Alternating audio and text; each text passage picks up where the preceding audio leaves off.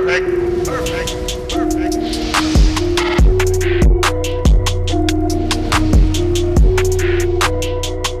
Today, James Harden comes out and, as we said, he did an interview.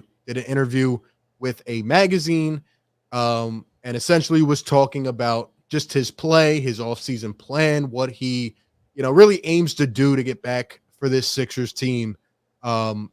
And we have some interesting quotes. Let's just be honest here. James Harden made some pretty big boy statements, and I'm excited about it. So here's the article, just summing it up. Says he spoke with Adrian Ferrote of Haute Time and dished on a number of topics, including how he's using the summer to break his diet in hopes of regaining his elite form on the court.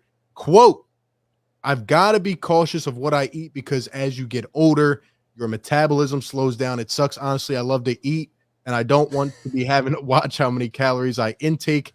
I don't shred fat as fast as I used to, so I have to work extra hard, especially in the summertime. In the summertime, I want to be free. I want to eat, sip wine, and do whatever I want to do." That screams Hamptons to me, baby. That screams chicken wings at the strip club to me. That's what that screams to me.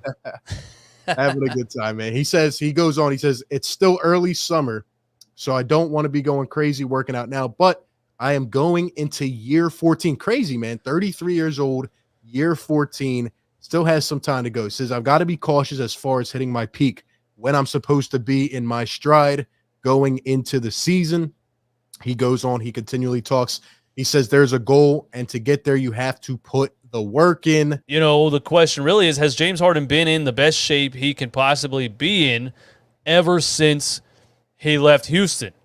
And the answer to that, I would say no. And even James Harden basically says no. He's been dealing with the hamstring issue. So he's looking at it like this is finally a summer where I'm no longer dealing with the hamstring and I can get back to what I was doing, the level that I was at.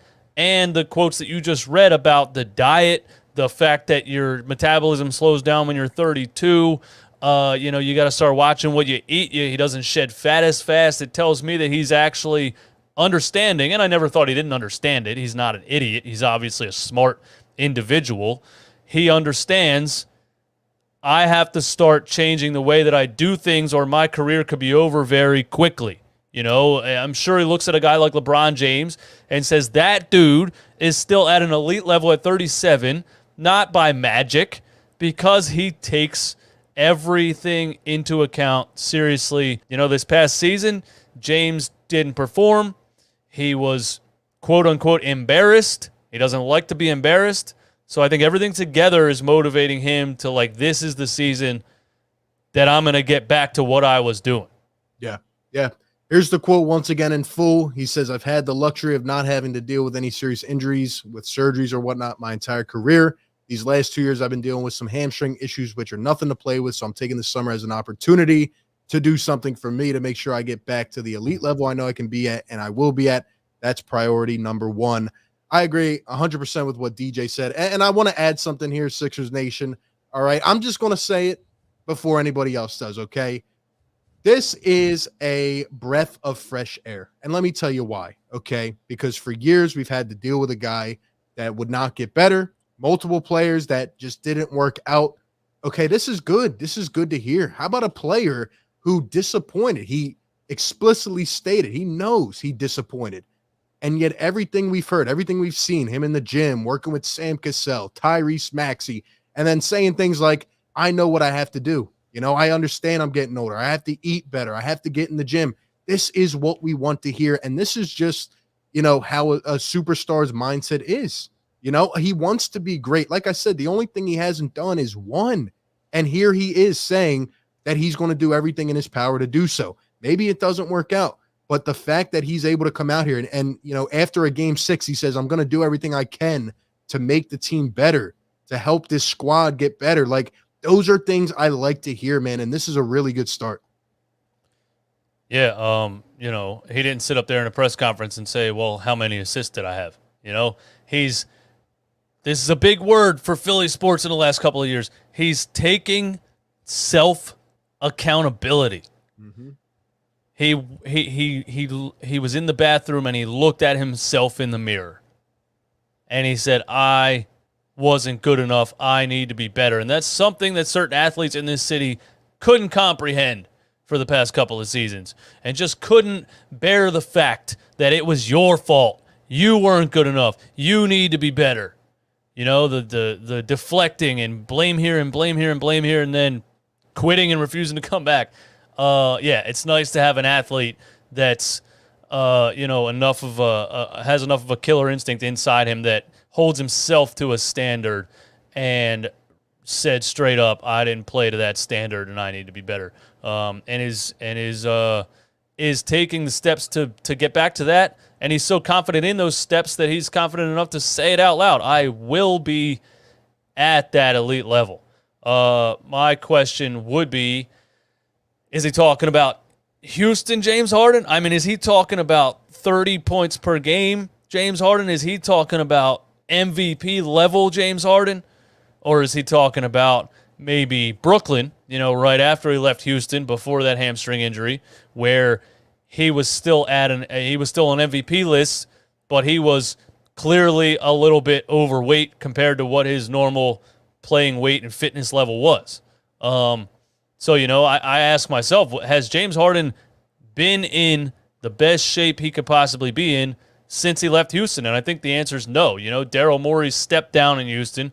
The whole thing went down with Westbrook requesting a trade because he knew Harden wanted out. Harden requests a trade. Houston says, nah, we're not trading you where you want because we're going to get more. He says, fine, I'll come to training camp. He comes in like 25 pounds overweight intentionally.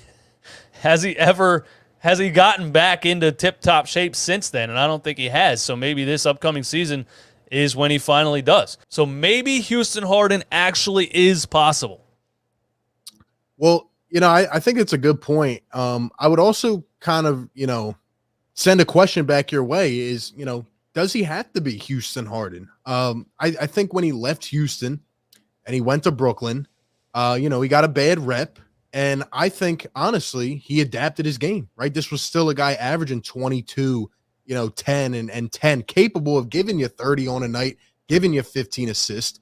But he adapted. He adapted around the play of Kyrie Irving, Kevin Durant. Unfortunately for them, he got hurt in the playoffs, and, it just never really returned the same. I mentioned it multiple times. I'm not saying that's an excuse for, going out and shooting 2 times in the second half of a playoff game. But, the hamstring was obviously bothering him. I don't think he was 100% consistent, and that's completely, back to what you said about taking care of yourself. But I got to be honest, I don't think he needs to be Houston Harden. I think the emergence of Tyrese Maxey can take some of that weight off the shoulder. And if Harden can be that guy to give us 22, 10, and 8, that's perfectly fine for me. It's really about reading the room, right? Picking your spots, attacking when you need to. And if he can start to, especially shoot off the catch and shoot, get that dynamic 2-guard game going, him and Maxey, maybe Maxey can play off the ball sometimes. Harden, you can start to do a lot of different things, especially in the pick and roll game.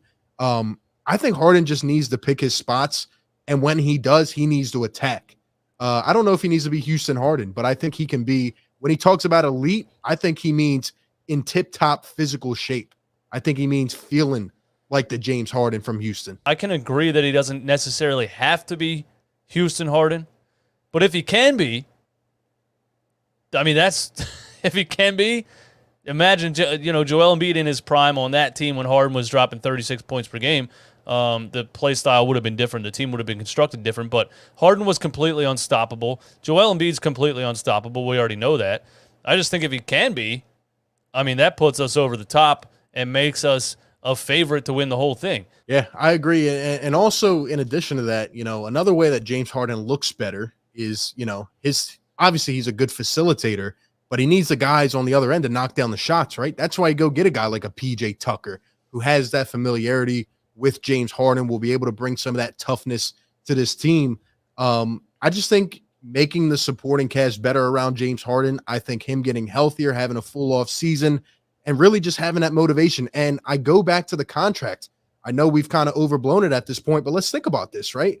James Harden, take away the figures and all that. He wants to earn another contract, right? That's the goal, right? He's probably going to opt out next year and try to get more money in the long term. to extend his career, to get paid longer. So what does that mean? That means he's going to be amped up to have the best year of his career, to push this team over the top. And to go back what you said, right?